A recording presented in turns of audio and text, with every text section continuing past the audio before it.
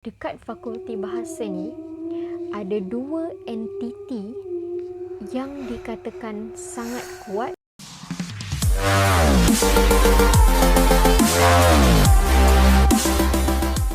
Hai, Assalamualaikum. I'm Miss Sarina. Welcome back again to my channel. So, beberapa hari lepas aku ada buat poll dekat Instagram sama ada untuk buat cerita seram atau tidak. Dan nampaknya sambutan mengenai cerita seram begitu hangat. So, pada malam ini kita akan cerita sikit mengenai kisah seram. Ianya tak adalah seram mana, tapi boleh tahan.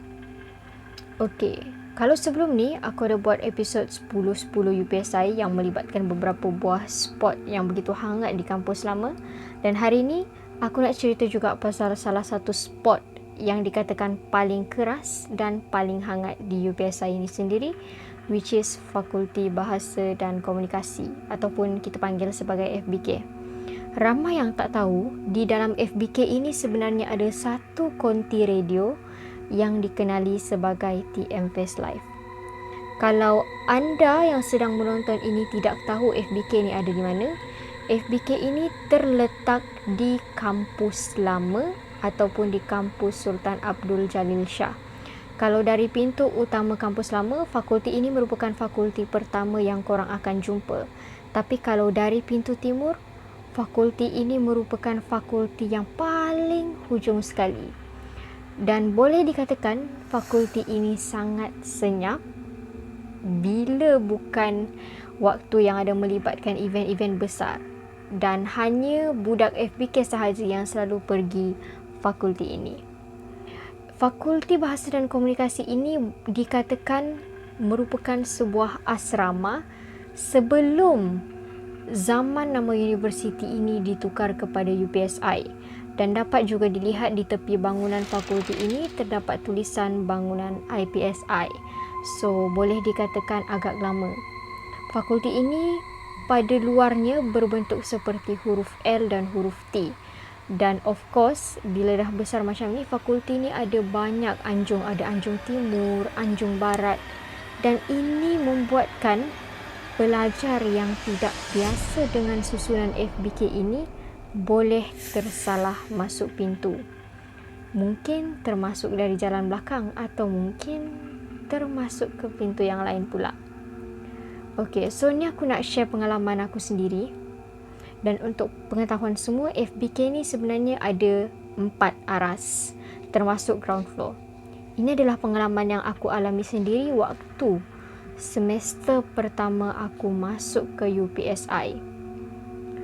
Aku kurang ingat tarikh pada malam tu adalah bila, tapi yang pastinya malam. Dan waktu tu hujan renyai-renyai. Kita orang ada satu mesyuarat besar di salah satu bilik mesyuarat di FBK yang terletak di arah 1. Waktu ni aku masih lagi duduk di kampus baru.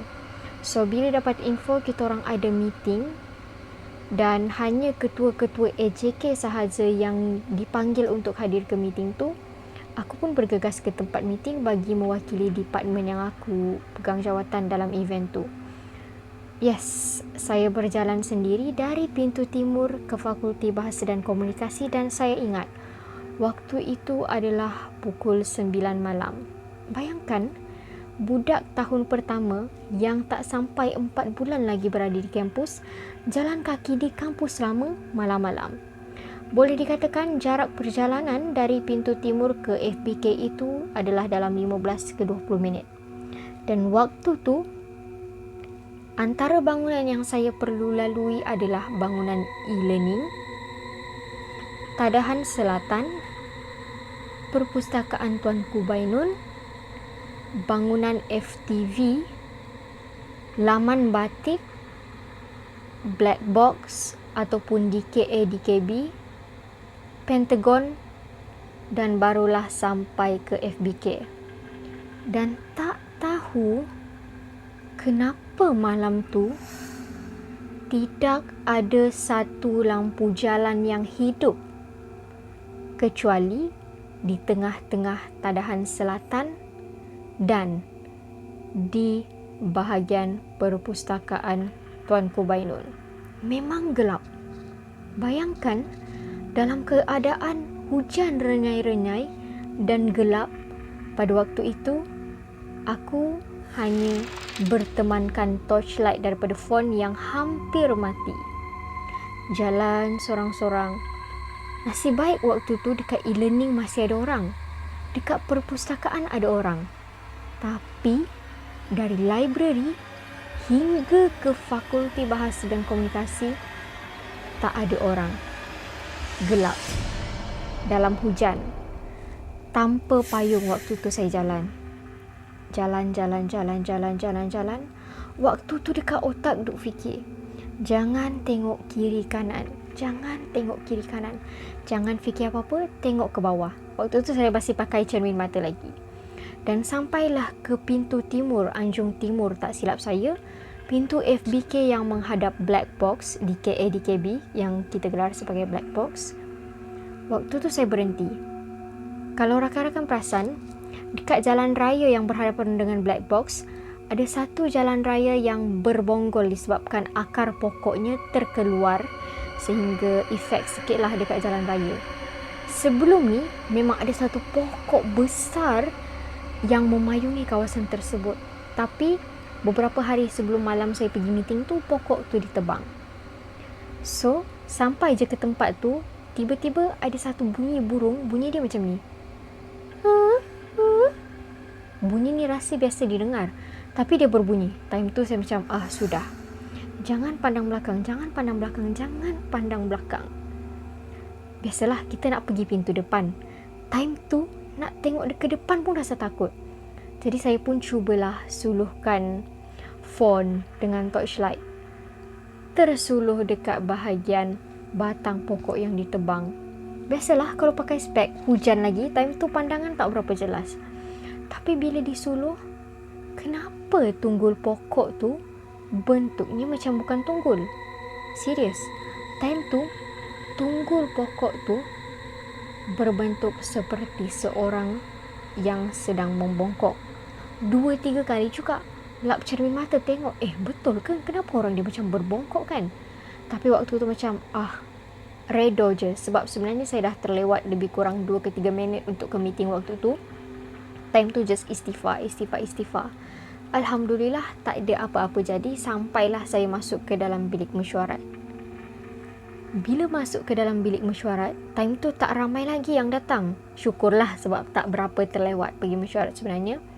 Dan selang 5 ke 10 minit, rakan satu batch saya datang. Dan dia merupakan ketua bagi departmen lain. So dia datang. Dia pun dengan basah koyok datang. Dia tanyalah, Kil, tadi pergi sini naik apa? Lepas tu saya bagi tahulah yang saya just jalan kaki. And then dia pun sama rupanya berjalan kaki dari kampus baru.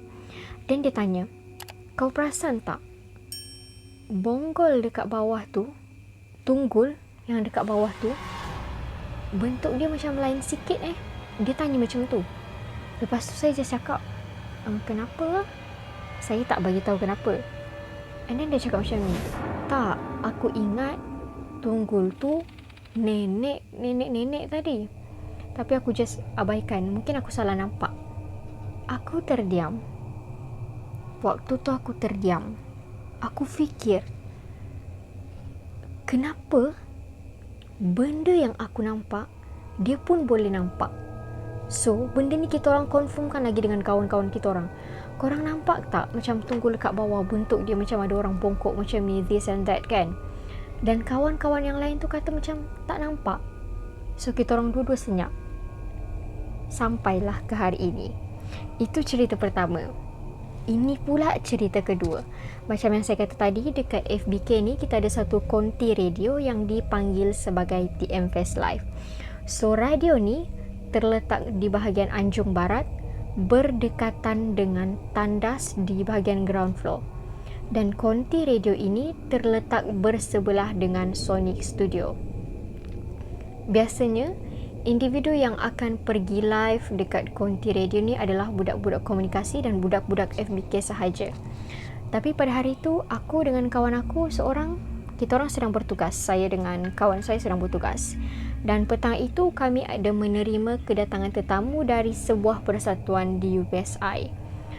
lebih kurang 15 minit sebelum masa kami bersiaran secara langsung bermula, kami main phone lah macam biasa dekat dalam konti. Ada sesi briefing, apa soalan yang kita akan tanyakan, macam mana flow perjalanan siaran langsung pada ketika itu. Dalam kita orang main phone, tiba-tiba kamera konti yang tak pernah jatuh, yang kaki tripodnya setebal kaki kayu itu, jatuh. Dan secara tak langsung, kamera kami yang berdiri lurus seperti ini condong ke sini. Nasib baik kami sempat tangkap. Syukur kamera tak rosak, kami sempat tangkap. Tapi yang menjadi persoalan, macam mana kaki tripod yang ada lock, kalau korang pernah buka kaki tripod, lock dia tu bukan senang terbuka ya, boleh terbuka.